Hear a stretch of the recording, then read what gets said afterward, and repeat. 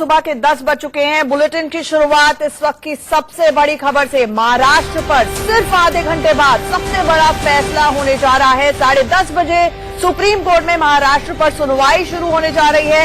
NCP दाखिल करेगी विधायकों के शपथ पत्र। आपको बता दें, ये बहुत इंपॉर्टेंट डेवलपमेंट है।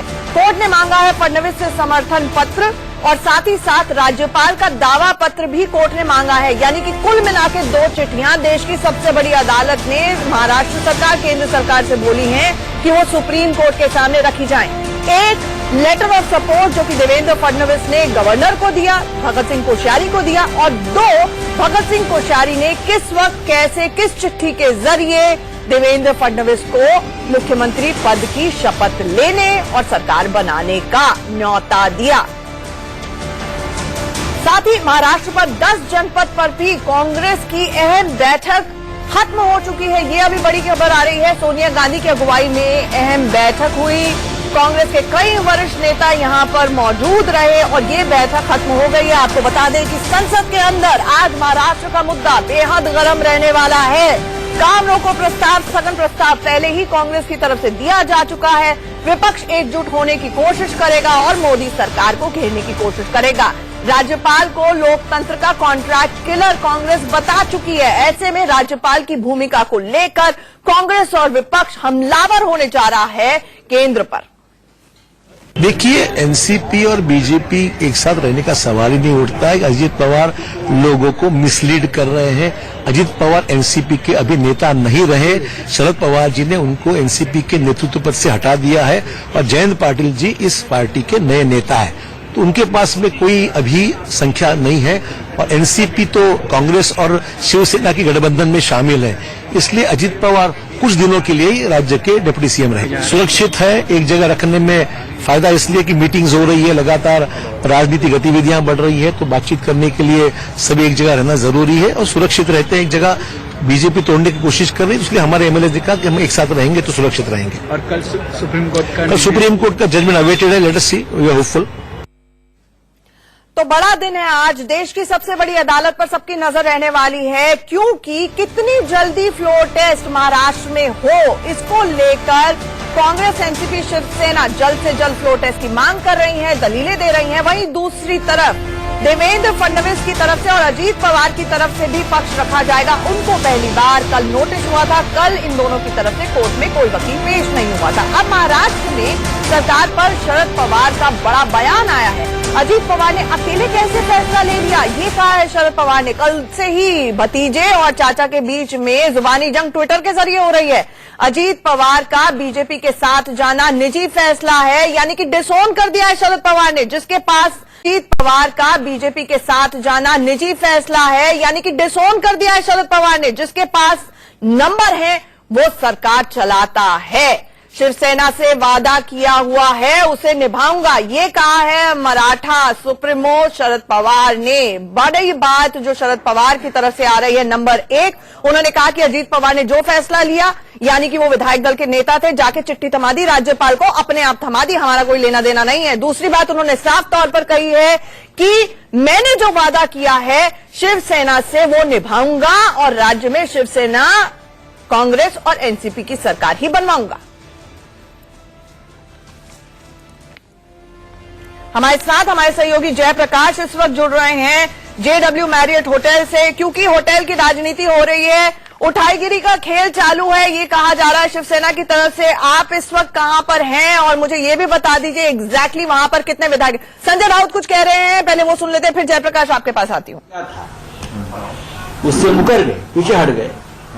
लेकिन अब एक खबर है कि बीजेपी ने जो अजीत पवार को ऑफर दिया है, ये ऑफर में उनको 20 प्रमुख मंत्रालय और अजीत पवार को 2.5 साल का मुख्यमंत्री पद, ये खबर मैंने सुनी।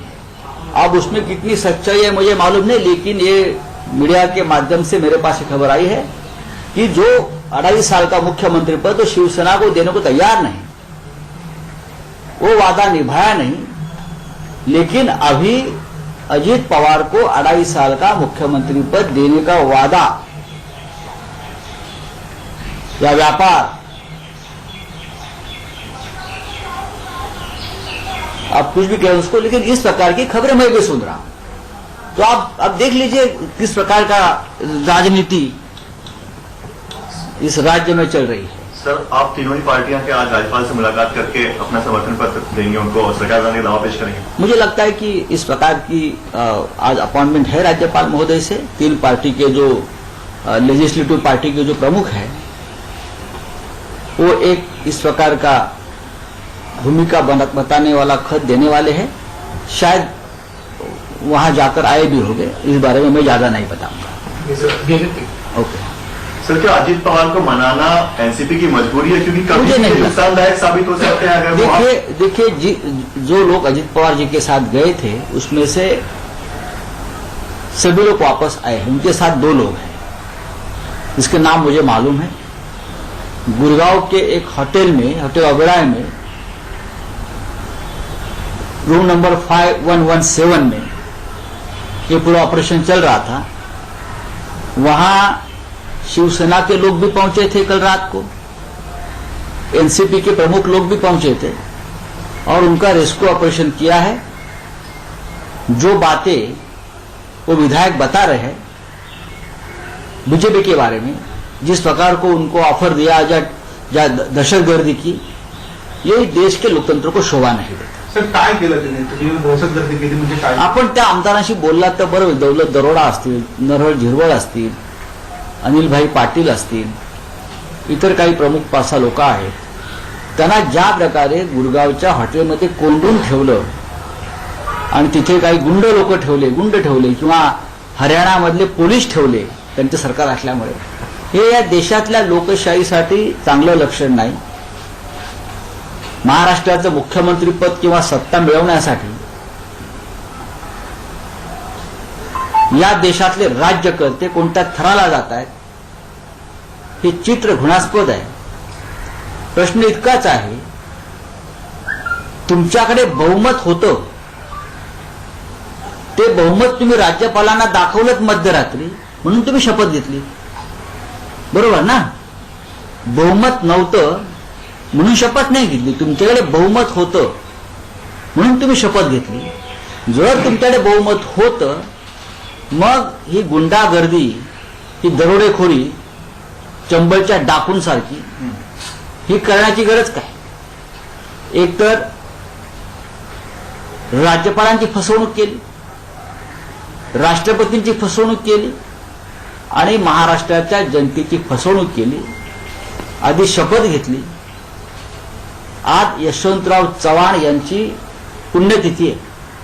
महाराष्ट्राचे पहिले मुख्यमंत्री, ज्याने या महाराष्ट्र खऱ्या अर्थानं घडवला, निर्माण केला. यशवंतराव चव्हाण यांना जनता पक्षाचं सरकार कोसळल्यावर विरोधी पक्षनेते असलेल्या यशवंतरावांना राष्ट्रपतींनी जेव्हा सरकार स्थापनेसाठी बोलवलं आणि त्याने 2 दिवसाची मुदत मागितली, सर्वात मोठा पक्ष असताना सुद्धा यशवंतरावांची मानसिकता अशी होती लोकशाहीच्या दृष्टीनं, ते राष्ट्रपतींना भेटले आणि जाऊन सांगितलं की माझ्याकडे बहुमत नाही, मी सरकार स्थापन करू शकत नाही. राष्ट्रपती यांना म्हणाले आपण शपथ घ्या आणि बहुमत निर्माण करा. लोकशाही संकेताला धरून नसल्याचं मत तेव्हा यशवंतराव चव्हाणांनी व्यक्त केलं. अशा या महाराष्ट्रामध्ये भारतीय जनता पक्ष आणि अजित पवार यांनी जो पायंडा पाडलेला आहे तो यशवंतरावांच्या भूमिकेला, त्यांच्या कार्याला मारक आहे. बहुमत नसताना शपथ घेतलीत आणि बहुमतासाठी तुम्ही सत्तेचा, पैशाचा आणि तपास यंत्रणांचा गैरवापर करत असाल. आम्ही यांना पुरून उरू, लक्षात घ्या. तुम्ही कितीही अशा प्रकारची गडबड करा, घोटाळे करा, पण विधानसभेत विश्वासदर्शक ठरावाच्या वेळेला आमचा आकडा तुमच्यापेक्षा 10 जास्त असेल. तुम्ही आत्ता सांगता बहुमत आमच्याकडे आहे. सरकार हॉटेलमध्ये पोलीस होते.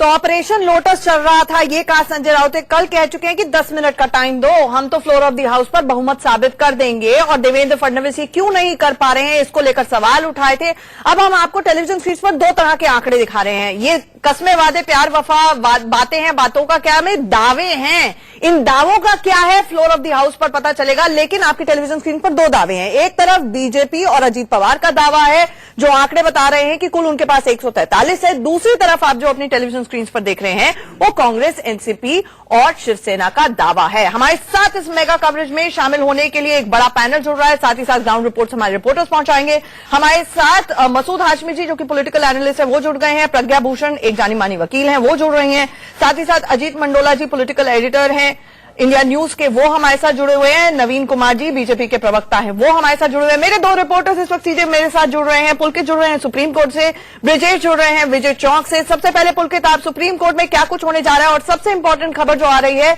कि शिवसेना, एनसीपी और कांग्रेस अब हलफनामे क्या विधायकों के सौंपने जा रही है कि हमारे पास तो इतना समर्थन है।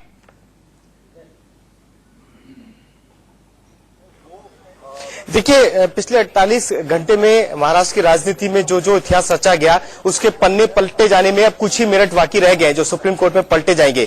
कल सॉलिसिटर जनरल से वो दोनों लेटर मांग लिए गए थे जो राज्यपाल और देवेंद्र फडणवीस ने आपस में दिए। इसी के अलावा कांग्रेस की तैयारी ये है कि वो ये दिखाए सुप्रीम कोर्ट के अंदर कि ज्यादा से ज्यादा विधायकों का समर्थन उसके पास है, और अगर उसे फ्लोर टेस्ट का मौका दिया जाता है, सरकार बनाने का मौका दिया जाता है, तो वो बहुमत साबित कर सकती है, देवेंद्र फडणवीस नहीं कर सकते। तो ऐसे में अगर उन्हें वो विधायकों के समर्थन के लेटर सुप्रीम कोर्ट में दिखाने पड़े तो वो भी तैयारी उनकी है। कपिल सिब्बल, अभिषेक मनु सिंह भी कल जिस तरीके से बात कर रहे थे और लगातार उनका जोर ये था कि फ्लोर टेस्ट हो, तो उसकी कोशिश आज भी जारी रहेगी। हालांकि ये देखना होगा कि सुप्रीम कोर्ट कितना वक्त देता है। दोनों लेटर्स देखने के बाद क्या टिप्पणी सुप्रीम कोर्ट की रहती है। जी, हमारे साथ ब्रिजेश भी जुड़ रहे हैं। ब्रिजेश, मुझे ये बताइए कि कुल मिलाकर इस वक्त सघन प्रस्ताव, ठीक है, एक ब्रेकिंग न्यूज आ रही है उसका रुख करते हैं। ब्रिजेश, फिर आती हूं आपके पास। महाराष्ट्र में सरकार से जुड़ी हुई सबसे बड़ी खबर इस वक्त आ रही है। एनसीपी का दावा है कि हमारे साथ 165 विधायक है। फडणवीस और अजीत पवार इस्तीफा दें, ये मांग की है एनसीपी ने। नवाब मलिक ने ये बात कही है। और आपको ये भी बता दें, कांग्रेस, एनसीपी, शिवसेना के नेता राज्यपाल से मिलेंगे, इस बात की उन्होंने पुष्टि की है।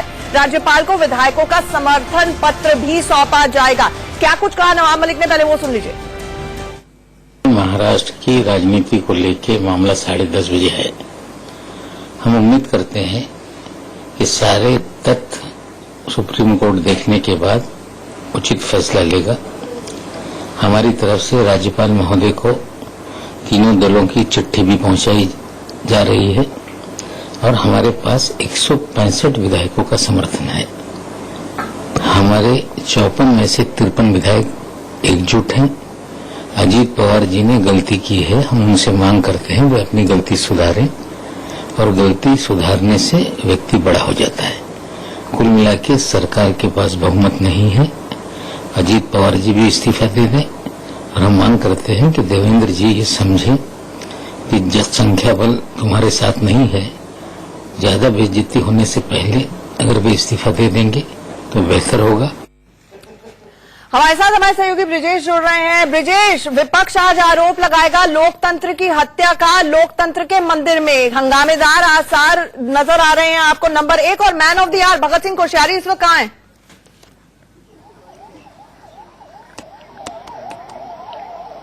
देखिए, सबसे पहले सबसे अहम बात यह है कि जो चिट्ठियां गवर्नर को दी गई उनकी लीगल वैलिडिटी आज सुप्रीम कोर्ट में चेक होगी।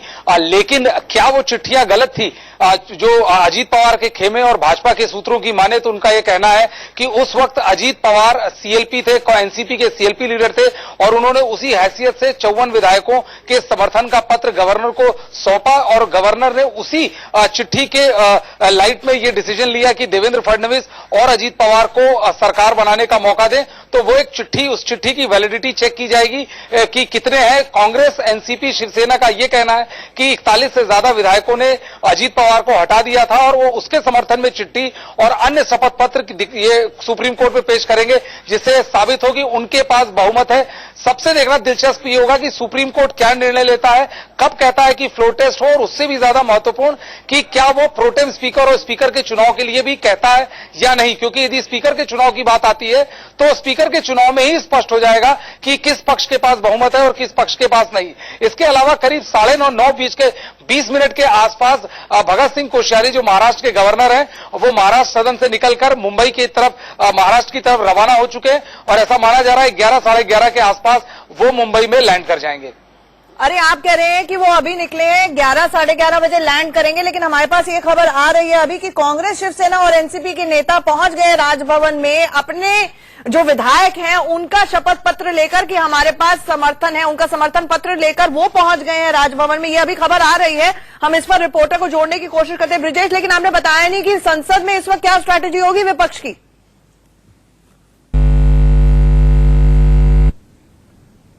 संसद में विपक्ष की स्ट्रेटजी साफ होगी कि वो सरकार को घेरने का प्रयास करेंगे, वो सरकार के ऊपर लोकतंत्र की हत्या करने का आरोप लगाएंगे। पिछले 2-3 दिन में हमने देखा कि कैसे विपक्ष के नेता लगातार ये आरोप लगा रहे हैं कि सरकार ने जो एक लेट कन्वेंशन है उसकी पूरी तरह से हत्या की है और गवर्नर जो कि सरकार के दबाव में उन्होंने बहुत ही अर्ली मॉर्निंग बुलाकर शपथ दी है। तो संसद में विपक्ष की स्ट्रेटजी एकदम साफ है और मेरे को लगता है सबसे महत्वपूर्ण चीज ये ऊपर सवाल उठेंगे। ब्रिजेश माफ कीजिएगा, आपको रोक रही हूं, लेकिन ये जो तस्वीरें आप देख रहे हैं ये शरद पवार की तस्वीरें हैं जो पहुंचे इस वक्त श्रद्धांजलि देने के लिए यशवंत जी को, और साथ ही साथ कराड़ में वो इस वक्त हैं, यानी कि जहां पर एक्शन हो रहा है सारे विधायकों की सुरक्षा को लेकर चर्चा हो रही है कि कहीं कोई भाग ना जाए, उठाईगिरी ना हो।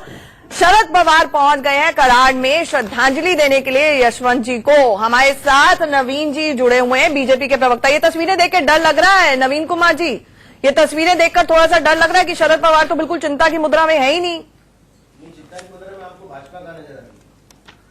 चिट्ठी है ना आपके पास? बाय द वे, कहीं ऐसा ना हो कि कोश्यारी जी ने ऐसी व्हाट्सएप खेल के देवेंद्र फडणवीस से बोल दिया आ जाइए सरकार बना लीजिए। चिट्ठी तो है ना आपके पास, समर्थन की भी जो अजीत पवार ने दी, और उसके बाद उनको जब मुख्यमंत्री के तौर पर शपथ दिलाई गई, क्योंकि किसी को ये पता नहीं है कि कब तक उनको फ्लोर ऑफ द हाउस पर अपना बहुमत पेश करना है।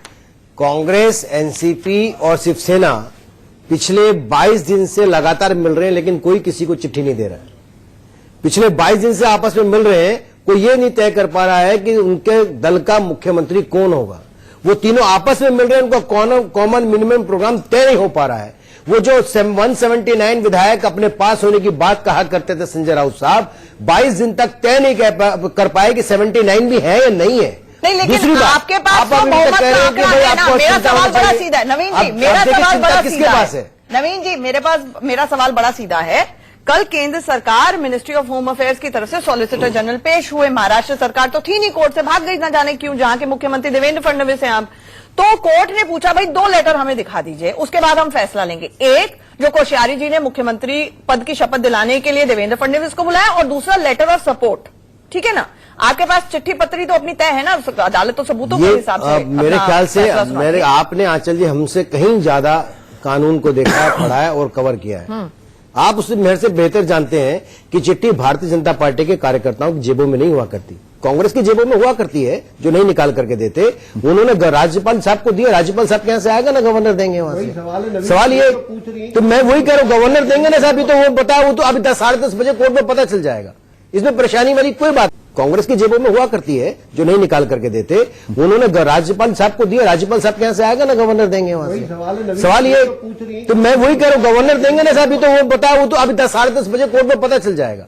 इसमें परेशानी वाली कोई बात नहीं है। लेकिन मेरा बार बार ये कहना है, जो लोग ये दावा कर रहे थे कि 179 10 मिनट में तय कर देंगे, वो 22 दिन में क्यों नहीं तय कर पाए। दूसरी बात, कांग्रेस के साथ अजीत भाई, कांग्रेस के साथ शिवसेना किसी भी कीमत पर नहीं जा सकती। मध्य प्रदेश के अंदर कल देखिए, मध्य प्रदेश सरकार ने, कांग्रेस की सरकार ने, अभी उसमें नहीं जाते, नहीं कहीं बाहर नहीं आ रहा हूं। ये जो तस्वीरें दिख रही है ना, ये बहुत कुछ इसी तस्वीर के बारे में बताना चाहता हूं। इतिहास भी है और आज की तारीख में प्रासंगिकता भी है। इसलिए अजीत मंडोला जी, एक तो शरद पवार की बॉडी लैंग्वेज, वो श्रद्धांजलि देने के लिए कराड़ पहुंचे हैं यशवंत राव पाटिल जी को, ऐसे में इसको किस तरह से इंटरप्रेट किया जाए और इतिहास क्या है इसका? देखिए, शरद पवार इस समय जो लड़ाई लड़ रहे हैं महाराष्ट्र में, वो उनके अस्तित्व और परिवार को एस्टैब्लिश करने की लड़ाई है, इससे इनकार नहीं किया जा सकता। शरद पवार आज के नेता नहीं है, इतने पुराने नेता हैं, हर कदम वो सोच समझ कर चल रहे हैं। लेकिन महाराष्ट्र के जो मामले में, अभी जो गठबंधन की सरकार बनाने के मामले में कहीं न कहीं उनसे थोड़ी सी चूक हो गई। देखिए, परिवार का ही झगड़ा है, इससे इनकार नहीं कर सकते। अजीत पवार के बेटे चुनाव हारे, तब से अंदर ही अंदर बहुत अच्छे संबंध नहीं थे। विधानसभा चुनाव के टाइम पे टिकटों के वितरण में अजीत पवार को हालांकि शामिल किया गया, बड़े टिकट बहुत अच्छे ढंग से सोच समझ के बांटे गए, लेकिन अजीत पवार के दिमाग में कहीं ना कहीं ये बात घर कर गई थी कि शरद पवार उनकी अनदेखी कर रहे हैं, देर सवेर उनकी बेटी आगे आएंगी। तो अब शरद पवार के सामने चुनौती यही है, ये जो पूरी खींचतान है, ये पूरी खींचतान, इसमें ना तो देवेंद्र फडणवीस का कुछ बिगड़ने वाला है, ना शिवसेना के मुखिया। ये जो है शरद पवार की हार जीत, शरद पवार बहुत बड़े चाणक्य राजनीति के माने जाते हैं। उधर कांग्रेस के एक दूसरे बड़े नेता अहमद पटेल ने, देखिए जो इसमें जीतेगा वो आगे की राजनीति पे बहुत बड़ा इसका असर पड़ेगा। अब हालांकि सुप्रीम कोर्ट थोड़ी देर में क्या कहता है। एक ब्रेकिंग न्यूज आ रही है, उसका रुख करना होगा। संजय राउत का बीजेपी पर बड़ा governor will be placed and after taking instructions from Mr. Fadnavis, I have seen that along with the letter of Fadnavis, there was a letter of Mr. Ajit Pawar as the head of the legislative party with the signature of all NCP MLAs. So the governor was absolutely right in granting an invitation for him to form the government. That's what we will say. I don't think that the Supreme Court will give a floor. I don't know what the Supreme Court will do. We will argue. Thank you so much. तो मुकुल रोहतगी पूर्व attorney general हैं, उन्होंने कहा कि supreme court क्या फैसला करेगा ये अभी पता नहीं है, वो अपना पक्ष रखेंगे कोर्ट के सामने। बड़ी खबर आ रही है, मुकुल रोहतगी जिन्हें अदालत में पेश होना है, बीजेपी की तरफ से पेश होंगे, बीजेपी के एक एमएलए की तरफ से, उन्होंने अभी अभी कहा कि अदालत के सामने पक्ष रखेंगे। और उन्होंने कल ये महत्वपूर्ण सवाल उठाया था कि भाई 20 दिन तक सोती क्यों रही शिवसेना, कांग्रेस और एनसीपी, सीएमपी बनाते बनाते मीटिंग खेल रहे थे, तब सरकार बन गई तो सो रहे थे। मसूद जी, सोने वाली या खेलने वाली बात नहीं है। सबको मालूम है कि विपरीत विचारधारा है। कांग्रेस अपने आप को सेकुलर दिखाने के चक्कर में रही है हमेशा, और वो शिवसेना का जो स्टैंड है वो सब जानते हैं। संजय रावत जी इन दिनों में भी आके जिस तरह की बयानबाजी कर रहे हैं और जिस तरह की हार्ड लाइनर हिंदुत्व को उन्होंने पकड़ा हुआ है, तो उससे कांग्रेस जो है जरा चिंतित है कि ये आगे होगा क्या। चूंकि कांग्रेस ये समझती है कि देश के मुसलमानों को बेवकूफ बनाकर जो हम वोट लेते चले आए हैं, कहीं उसमें हमें नुकसान ना उठाना पड़ जाए, इस वजह से वो चाहती तो है शिवसेना के साथ जाना, लेकिन एकदम तैयारी अपने दिखाना नहीं चाहती वो, और उसकी मजबूरी है। चूंकि कांग्रेस के जो इलेक्टेड एमएलएज हैं उनमें से 30 से ज्यादा जो सूत्र से पता चला है वो बहुत रिलेक्टेंट हैं सरकार बनाने में, मलाई खाने के लिए, क्योंकि बहुत दिन से वो सत्ता से बाहर हैं। तो वो बहुत पॉसिबल है कि वो एनसीपी बाकायदा ज्वाइन कर लें। तो बड़ी खबर आ रही है, मुकुल रोहतगी ने कहा है कि सुनवाई से पहले मुकुल रोहतगी का बड़ा बयान आया है। उन्होंने कहा है हम दोनों पक्षों की जो चिट्ठियां हैं उसको लेकर कोर्ट के समक्ष रखेंगे, हम दोनों पक्षों की चिट्ठी के बारे में बताएंगे, ये कहा है मुकुल रोहतगी ने। इससे पहले कल कोर्ट ने पूछा था भाई 2 चिट्ठियां चाहिए हमें, एक जो लेटर ऑफ सपोर्ट दी गई गवर्नर को, जिसके बाद प्राइमा फेसी यानी प्रथम दृष्टिया राज्यपाल ने अपना मन बनाया कि इन लोगों के पास बहुमत है, इनको सरकार बनाने का निमंत्रण देना चाहिए, नंबर 1। और नंबर 2 वो चिट्ठी जो पत्राचार होता है ऑफिशियल औपचारिक तरीके से कि राज्यपाल ने मुख्यमंत्री को लिखा कि आप आइए मुख्यमंत्री पद की शपथ लीजिए। तो ये दोनों चिट्ठियां समक्ष रखी जाएंगी सुप्रीम कोर्ट की बेंच के, जिसकी अध्यक्षता जस्टिस रमन्ना कर रहे हैं। ये कहा मुकुल रोहतगी ने, अभी अभी बयान आया है मुकुल रोहतगी का।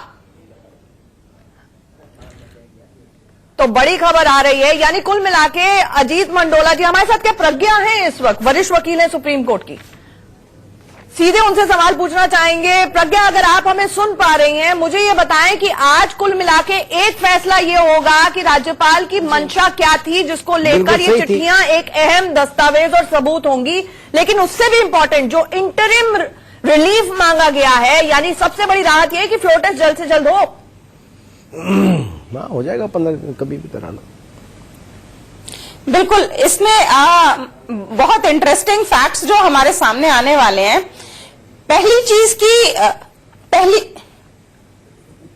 चीज रिपीट हो रही है मेरी आवाज, एको हो रही होगी, उसको दुरुस्त कराने की कोशिश करते हैं। अजीत मंडोला जी, तब तक प्रज्ञा आपके पास आऊंगी। अजीत मंडोला जी, कुल मिलाकर आंचल जी, आपकी बात का पहला जवाब तो मिल गया। घंटा इंपॉर्टेंट है, एक घंटा इंपॉर्टेंट है। ऐसे में फ्लोर टेस्ट कब हो जाए, नहीं तो उठाईगिरी तो चालू है ना। नहीं आंचल देखो नहीं आंचल क्या है कि जो चिट्ठी है जो राज्यपाल को सौंपी है अजीत पवार ने, वो चिट्ठी बहुत महत्वपूर्ण है। अगर वो चिट्ठी, उस वक्त जो विधायक दल के नेता थे वो अजीत पवार थे और कायदे कानून और संविधान के हिसाब से उनको वो बिल्कुल सही है, उनको उनके सभी विधायकों ने लिख के दिया कि हमारे नेता ये हैं।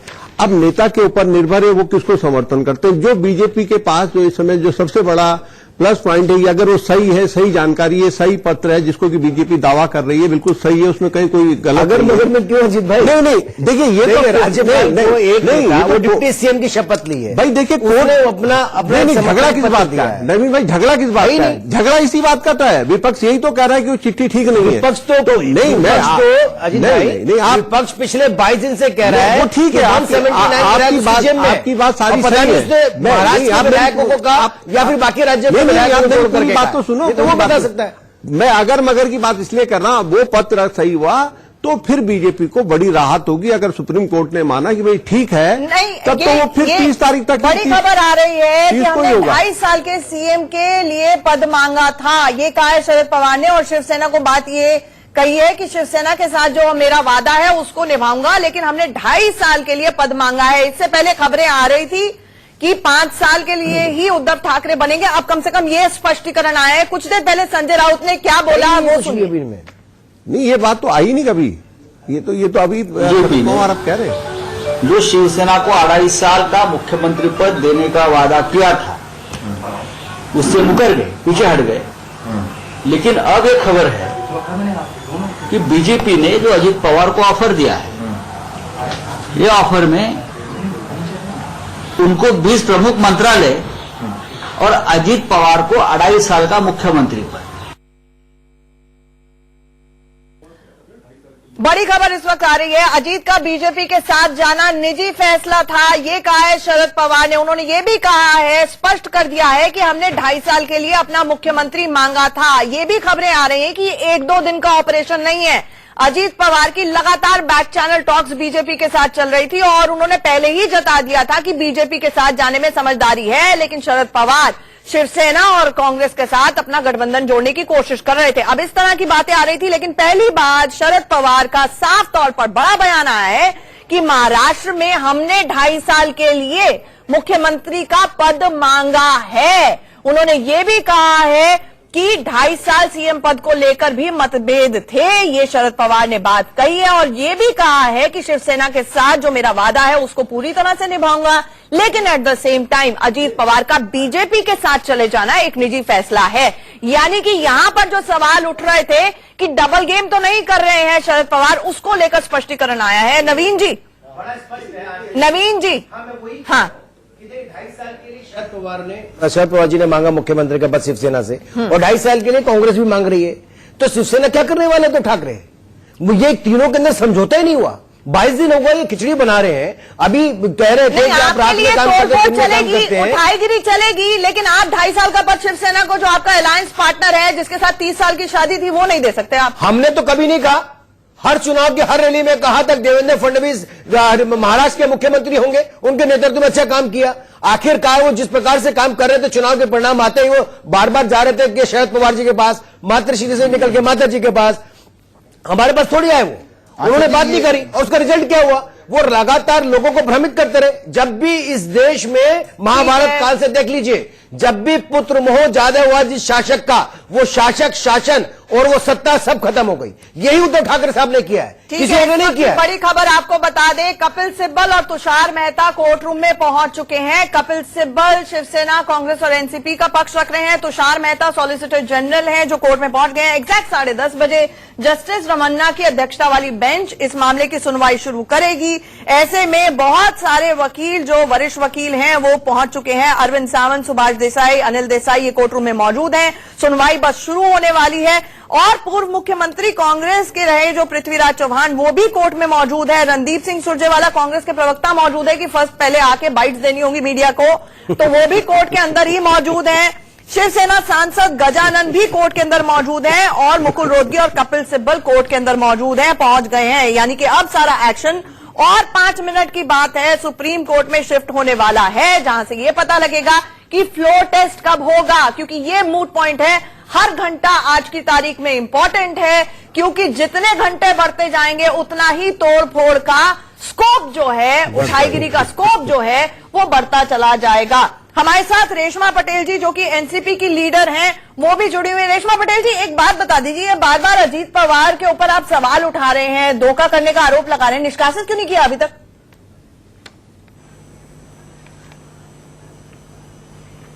देखिए, यहाँ पे सिर्फ पार्टी नहीं टूटी, परिवार भी टूटा है। जो एक्शन लेना था विधायक दल के नेता पर से उसको हटाया गया है और बहुत जल्द आगे भी एक्शन लिया जाएगा। यहाँ पे बात एनसीपी की नहीं है, उसके व्यक्तिगत तौर पे वो गए हैं, तो भारतीय जनता पार्टी को यहाँ पे ये समझने की जरूरत है कि वो बार बार ऐसा ना बोले कि एनसीपी और बीजेपी का सरकार बनाने जा रहे, वो बोले कि अजीत दादा और बीजेपी की सरकार बनाने जा रहे, हालांकि वो सरकार बनने वाली नहीं है। वो झूठ बोल रहे हैं, वो धोखेबाज हैं। उन्होंने शरद पवार यहाँ पे अपने गुरु की पीठ में खंजर खोपा, लेकिन आप निष्कासित नहीं कर रहे हैं, तो आरोप आप पे लग रहे हैं। डबल गेम तो नहीं खेल रहे शरद पवार? देखिए, नहीं, उसमें कोई डबल गेम का सवाल ही नहीं होता। जैसे अगर कुछ ऐसा होता तो विधायक दल के नेता के तौर पे भी हम उसको कंटिन्यू करते, क्यों नहीं किया, वो भी सोचने वाली बात है ना। तो यहाँ पे मेरा स्पष्ट मानना है कि धोखेदारी जो की है वो भारतीय जनता पार्टी ने की है। अंधेरी रात में पूरी सियासत को हड़पने की किया है, वो भारतीय जनता पार्टी ने किया है। 22 दिन से आपके नेता, आपकी पार्टी के अंदर 22 दिन से आपके नेता, कांग्रेस के नेता, शिवसेना के नेता क्या कर रहे हैं? कोई बता सकता है कि 22 दिन से आप लोग क्या कर रहे हैं? जिस भारतीय जनता पार्टी को मैंडेट मिला था सरकार बनाने का, तो वही बार बार हम कहें, आपने सही कहा, मैंडेट हमें को मिला था। शिवसेना को जो वोट मिला है नरेंद्र मोदी के नाम पर मिला है, देवेंद्र फडणवीस के नाम पर मिला है, ये सत्य है। और जो धोखा दिया यही महाराष्ट्र की जनता ने उसको माफ कर। That only God knows what is going to happen. The record of the governor will be placed. And after taking instructions from Mr. Fadnavis, I have seen that along with the letter of Fadnavis, there was a letter by Mr. Ajit Pawar as the head of the legislative party with the signature of all NCP MLAs. So the governor was absolutely right in granting an invitation for him to form the government. That's what we will see. और इस वक्त की बड़ी खबर ये भी आ रही है, कुछ देर में आपको तस्वीरें दिखाएंगे। अजीत पवार विधान भवन पहुंच चुके हैं। कल 40 मिनट तक उनकी देवेंद्र फडणवीस के साथ मुलाकात भी हुई थी। क्या खिचड़ी पकड़ी थी नवीन जी? ट्विटर पे तो कह रहे हैं कि किसानों की बहुत चर्चा हुई। 40 मिनट तक किसानों की बड़ी चिंता कर रहे थे आप लोग। आपने सही कहा। देखिए, महाराष्ट्र के अंदर ये बात सत्य है, मैं नहीं कह रहा, शरद पवार जी भी प्रधानमंत्री जी से मिले थे। किसानों की समस्या बड़ी भारी है और 22 दिन से एनसीपी, शिवसेना और कांग्रेस जो, मुझे ये बताइए, शरद पवार जी प्रधानमंत्री से मिल रहे हैं, 40 मिनट तक मुलाकात हो रही है, किसानों की चर्चा हो रही है। देवेंद्र फडणवीस रात के 11:30 बजे अजीत पवार से मिल रहे, किसानों की चिंता हो रही है। किसान मरे जा रहे हैं। प्रियंका गांधी आज ट्वीट करिए कि 12,000 किसान ने सुसाइड कर लिया, आत्महत्या कर ली। जो ये मुफ्त की रोटियां तोड़ रहे हैं विधायक, जो ये मुफ्त की रोटियां विधायक तोड़ रहे हैं होटलों के अंदर, 5 स्टार होटलों के अंदर, आपकी और हमारी जेब से, उनका क्या अकाउंटेबिलिटी रह जाएगा? जिम्मेदार कौन है? इसके जिम्मेदार तो यही है ना, कांग्रेस, एनसीपी और शिवसेना के। आप खरीद रहे हैं, वो बेच रहे हैं। बड़ी स्पष्ट बात है। देखिए, अगर किसने पैदा की, जो आप कर रहे हैं, आपके ऊपर आरोप लग रहे हैं। मैं आपको 10 सेकंड में बताता हूँ। अगर किसी बस में, मैं सुनो ना भाई से, अगर किसी बस में 40 यात्री बैठे हों और 40 के 40 यात्री सो जाएं और उसका ड्राइवर अगर जाग रहा हो, सब कहते हैं बिल्कुल ठीक है, हम सुरक्षित हैं। अगर 40 के 40 जाग रहे हो और ड्राइवर सो जाए तो कोई जीवित बचने वाला नहीं है। काम करता है नरेंद्र मोदी, कभी सोते नहीं, काम करते, 24/7 काम कर रहे हैं और छुट्टियां भी नहीं लेते। आपको लगता है सरकार काम करती है? आप किसानों के लिए भी काम कर रही है। आप सरकार में काम होता हुआ नजर आ रहा है, काम होता हुआ पूरे भारत में नजर आ रहा है। क्या बिल्कुल सही कहा, किसान भूखे मर रहे हैं, किसानों को पहली बार है जब ऑटोमोबाइल सेक्टर बर्बाद हो रहा है, सूखा ना पड़े, छोटे डैम बनाए जा रहे हैं, किसानों के कर्जे माफ करके नाम पर चला रहा है। सबसे बड़ा किसान बाबर बन रहा है उसके परिवार के, वो मुसाफिर काम करते रहे हैं। ये सब नहीं चलने वाला है नवीन जी। ये जो और दूसरी बात, ये जो सुला रहे हैं ना, ये बड़ी खतरनाक छत्तीसगढ़ बात की है। कांग्रेस सरकार ने अभी 2 दिन पहले पाकिस्तान की सरकार को ऑफिशियल नोटा देकर के बुलाया है। नवीन जी। शिवसेना उसके साथ जाएगी क्या? नवीन शिवसेना के विधायक इसीलिए कांग्रेस से नाराज है नवीन और जी। इसीलिए शिवसेना के विधायक भाजपा के साथ आने के लिए तैयार है। आप नवीन देख जी, लीजिएगा जिस दिन एक फ्लोर ऑफ मिनट, टेस्ट एक होगा, मिनट। आधे से ज्यादा शिवसेना के विधायक नवीन भाजपा जी, के पक्ष में मत मुझे ये बता करेंगे। तो फिर आप करवाते क्यों नहीं फ्लोर टेस्ट? संविधान के अनुसार होगा। आपने घर की आप जाएंगे सरकारें नहीं है। अगर ये भारत सरकार- अगर आप इतने ये मजबूत हमारे हैं साथ तो आप आगे है। जाकर कह दिए ना, हम तैयार मेरे हैं। सहयोगी जुड़ रहे हैं। पुलकित, क्या अपडेट आ रही है? सुप्रीम कोर्ट से सुनवाई शुरू हो गई? देखिए अभी सुनवाई शुरू नहीं हुई है, लेकिन तमाम जो पक्ष है, चाहे वो सॉलिसिटर जनरल हो तुषार मेहता, वो पहुंच चुके हैं और साथ ही कपिल सिब्बल, मुकुल रोहतगी पहुंच चुके हैं। शिवसेना के जो सांसद हैं गजानंद, वो पहुंच चुके हैं। तो जितने भी पक्षकार हैं वो कोर्ट रूम में पहुंच चुके हैं। और जो अंदर से खबर आ रही है वो ये कि कोर्ट रूम नंबर 2 बहुत खचाखच भर चुका है। तमाम लोग अब इंतजार कर रहे हैं, सुनवाई शुरू होने वाली है, कुछ ही क्षण बाकी बचे हुए हैं। जी बिल्कुल, सुनवाई शुरू होने वाली है। नवीन जी, आपकी सांसें तेज है क्योंकि आपके लिए तो नाक का सवाल भी है। सुप्रीम कोर्ट में बेइज्जती हो सकती है कि भाई सरकार रात के अंधेरे में आपने मुख्यमंत्री बना दिया और महाराष्ट्र की जनता को पता तक नहीं चला। वैसे तो आंचल जी दिन का उजाले में हुआ है और सुबह मेरे सूर्य उदय पूरे धरती के अंदर मुहूर्त निकाल के किया था क्या सुबह? लेकिन दूसरी बात, दूसरी बात आपने ये बात सही कही। आपने कहा कि भाई इज्जत की बात है, क्योंकि इज्जत तो भाजपा के पास ही है, बाकी लोगों के पास तो इज्जत है नहीं, उनको चिंता भी नहीं है। और इसलिए मैं कहना चाहता हूँ सवाल उठ रहा है लगातार, आपस में जिनके एक मिनट नवीन जी, सवाल का जवाब दीजिए। ये सवाल उठ रहा है कि अजीत पवार ने जिस तरह से, जो कभी ट्विटर पे रहते नहीं है, अचानक से कल ट्विटर शुरू किया उन्होंने, और ये भी सवाल उठ रहा है कि उन्होंने लीगल राय लेने के बाद, मशवरा लेने के बाद किया। वो वकीलों से आजकल बहुत ज्यादा मिल रहे हैं। तो ऐसा तो नहीं कि भगत सिंह कोश्यारी राज्यपाल की साख को और देवेंद्र फडणवीस की नाक को बचाने के लिए आप सारी की सारी जो अजीत पवार के कंधे पर रखकर बंदूक चला रहे हैं, कि उन्होंने लेटर दिया, भगत सिंह कोश्यारी ने मान लिया और मुख्यमंत्री बना दिया? देखिए ये मेरी बिल्कुल मैं नहीं कह सकता। आपने कहा कि अजीत पवार पहले ट्विटर पे थे या नहीं थे, ये मैं नहीं जानता हूं, लेकिन फिर भी मैं कहता हूं, मैं भी कल ही जानी हूं सर। हाँ, लेकिन जैसी संगत वैसी रंगत। अगर वो गलत संगत में थे तो गलत काम करते होंगे, अच्छी संगत में आएंगे तो अच्छा काम करेंगे। जो आ जाएगा वो गंगा नहा लेगा। क्या बात है बाला साहब ठाकरे सोनिया गांधी जी के विषय में 2 शब्द बोला करते थे, तो वो अपनी जिब्बे पर भी नहीं ला सकता। और वो आज शिवसेना से तो ठाकरे ने माफ किया। अब सार्वजनिक माफी मांगनी बाकी रह गई और कुछ नहीं बचा। वो बंद कर दीजिए। शिवसेना को कांग्रेस के सोनिया गांधी जी अगर फैक्चुअली मैं गलत हूं तो करेक्ट कीजिए। नवीन जी, अगर फैक्चुअली गलत हूं तो करेक्ट कीजिएगा कि देवेंद्र फडणवीस वही है ना मुख्यमंत्री, जिनके उप मुख्यमंत्री आज की तारीख में अजीत पवार है, जिनके खिलाफ वो बाकायदा बुलक कार्ड के ऊपर तमाम दस्तावेज हजारों पन्ने लेकर गए थे इरिगेशन स्कैम के अंदर? बिल्कुल सही।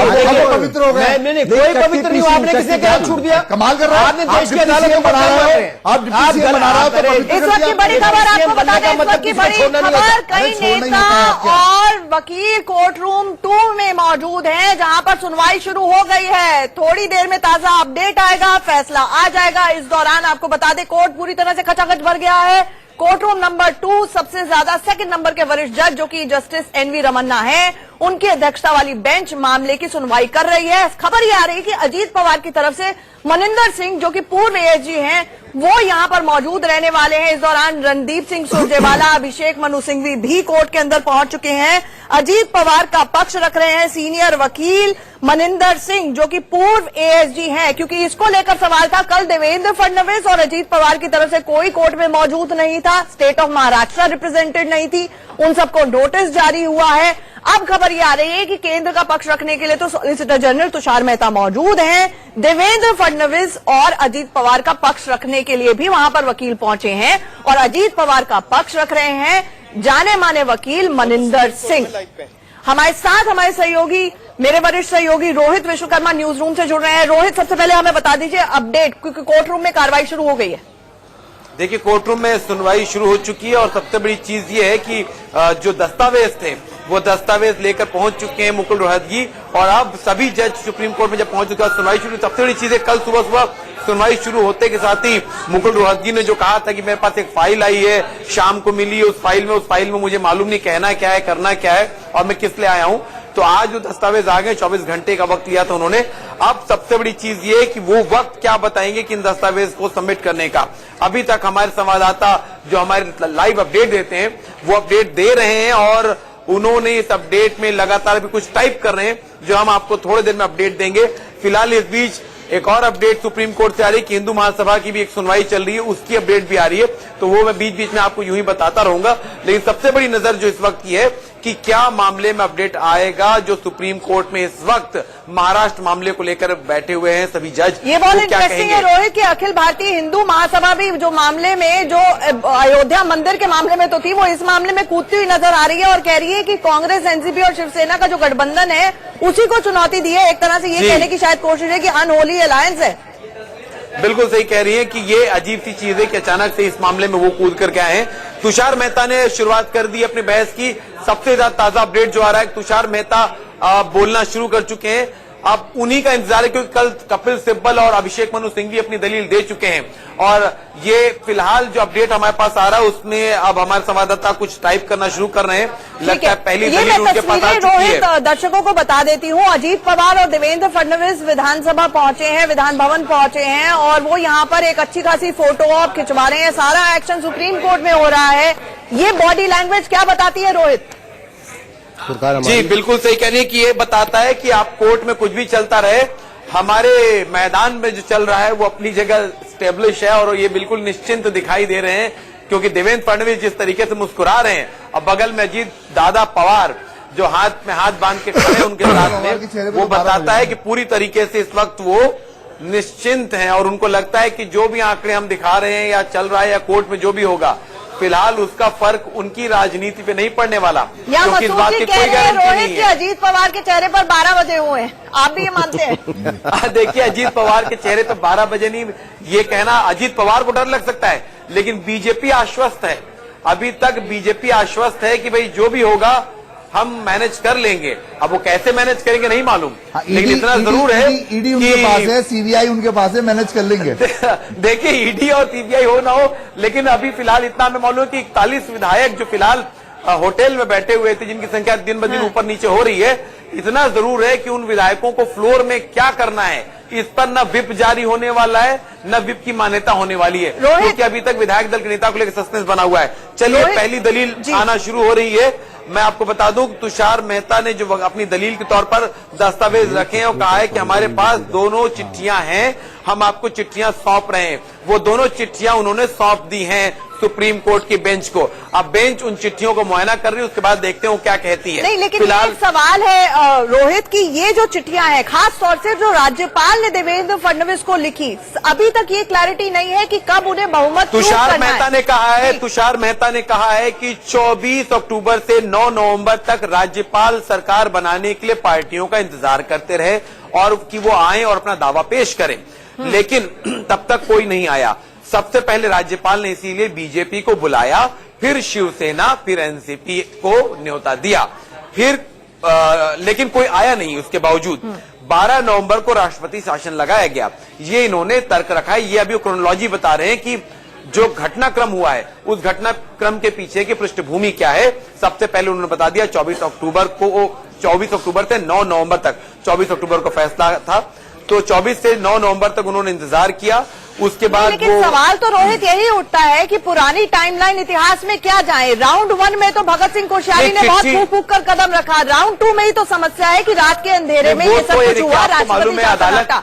वो तो धीरे धीरे क्रम बढ़ेगा। आपको मालूम है अदालत एक प्रक्रिया के तहत चलती है और एक एक करके वो क्रमशः बढ़ते हैं। तो तुषार मेहता वरिष्ठ वकील है, लेकिन अपने आप में ये सवाल नहीं बनेगा कि ये जो बात पब्लिक डोमेन में होनी चाहिए कि राज्यपाल ने किस वक्त कैसे पत्राचार करते हुए मुख्यमंत्री बनाया या फिर सील कवर के अंदर कोर्ट को बताया जाएगा।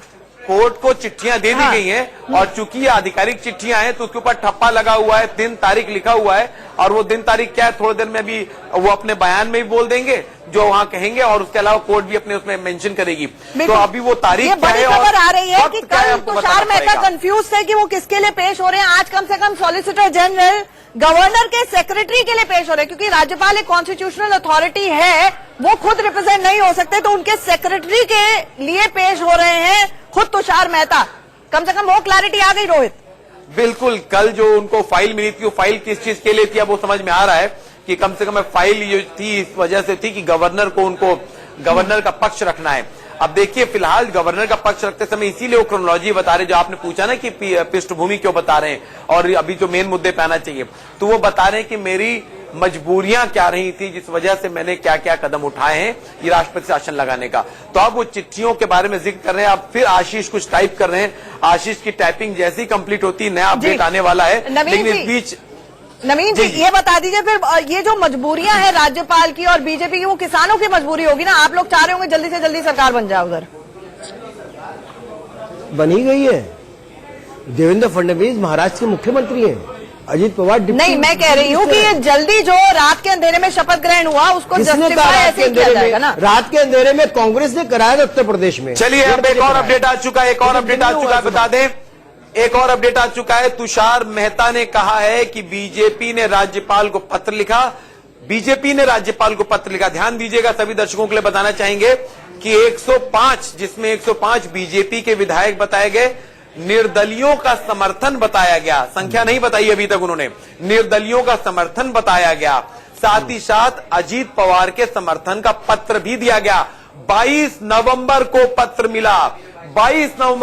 याद रखिए हम 23 तारीख से ये सुबह हम बता रहे थे कि 23 तारीख की सुबह शपथ ग्रहण हो रहा है और तमाम चीजें हो रही हैं, अपडेट हो रहा है, लेकिन अब पता चल रहा है कि चिट्ठी समर्थन की 22 नवंबर को मिल चुकी थी। यानी रोहित जब मीटिंग कर रहे थे अजीत पवार नजरों से नजरें नहीं मिला रहे थे संजय राउत की, उस वक्त ये खेल चल रहा था। बिल्कुल, यानी जिस वक्त अजीत पवार वहां शिवसेना के साथ और एनसीपी और कांग्रेस के विधायकों के साथ बैठ के बैठक कर रहे थे, उस दौरान अजीत पवार अपने समर्थन की चिट्ठी राज्यपाल को दे के आ चुके थे और अब अजीत पवार ने 54 विधायकों के समर्थन का पत्र दिया था। बड़ी खबर, अजीत पवार ने 54 विधायकों की यानी पूरी की पूरी एनसीपी का समर्थन पत्र दे दिया उन्होंने, और गवर्नर के पास वो चिट्ठी है जिसकी प्रतियां जो अभी है यहां पर अदालत में भी दी गई हैं। अजीत पवार ने 1, 2 नहीं 28, 43 नहीं बल्कि पूरी की पूरी एनसीपी का समर्थन दिया। आपको याद होगा कल ट्वीट करके उन्होंने कहा था कि हम एनसीपी और बीजेपी का गठबंधन पूरे 5 साल पूरा करेगा। अब वो क्यों कहा था उसका ये आपको अनुवाद मिल रहा है कि भाई देखिए उन्होंने गवर्नर को 54 के 54 एनसीपी समर्थन का चिट्ठी दिया था और उसी दौरान वो बैठे हुए थे, डबल चेहरा देखिए, इसी दौरान वाईवी सेंटर पे बैठे हुए थे और वो कह रहे थे ये निकलता है, इसका मतलब मैं आपसे क्लैरिटी चाहूंगी, इसका मतलब तो ये है कि चिट्ठी देनी थी कांग्रेस एनसीपी और शिवसेना की इकट्ठे गठजोड़ की चले एक और अपडेट दे दूं, एक और अपडेट जिसमें एक बोन ऑफ कंटेंशन जो था कि कल से जो एनसीपी के लोग सवाल उठा रहे हैं कि फर्जी चिट्ठी दी है, फर्जी चिट्ठी दी है।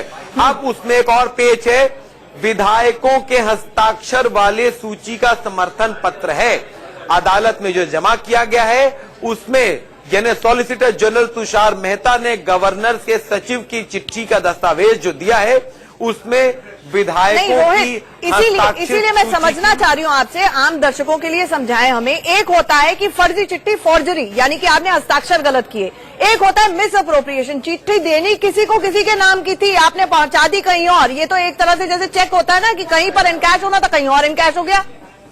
अब देखिए बिल्कुल ये तो थोड़ी देर में क्लियर होगा, लेकिन फिलहाल ये है कि सुप्रीम कोर्ट के जजों ने कहा है कि चिट्ठी मराठी में है, आप इसका अनुवाद करें, हम इसको पढ़ नहीं सकते। ये चिट्ठियां जो दी गई है वो मराठी में दी गई हैं और उसका अनुवाद मांगा गया है, तो उन्होंने कहा कि अनुवाद दीजिए। अब देखते हैं थोड़ी देर में क्या डेवलपमेंट आता है, क्या अनुवाद होता है कि नहीं होता है, लेकिन फिलहाल ये है कि तुषार मेहता ने अपनी तरफ से जो फैक्ट हमें मालूम चला हम बता सकते हैं, असली नकली तो थोड़ी देर में फैसला आएगा, और अनुवाद है या फिर इसका इंटरप्रिटेशन है या फिर इसको गलत जगह दिया गया है वो भी थोड़ी देर में क्लियर होगा। फिलहाल ये कि चिट्ठी पेश की गई है और कहा गया है अदालत में, एक मिनट आचल, और कहा गया है अदालत में कि इस चिट्ठी में हस्ताक्षर हैं, ये कहा गया है। अब अगला अपडेट जो आता है वो आ रहा है, इसमें आगे वो कहते हैं कि सरकार बनाने के लिए फडणवीस को बुलाने का आग्रह किया गया था, जिसके बाद राज्य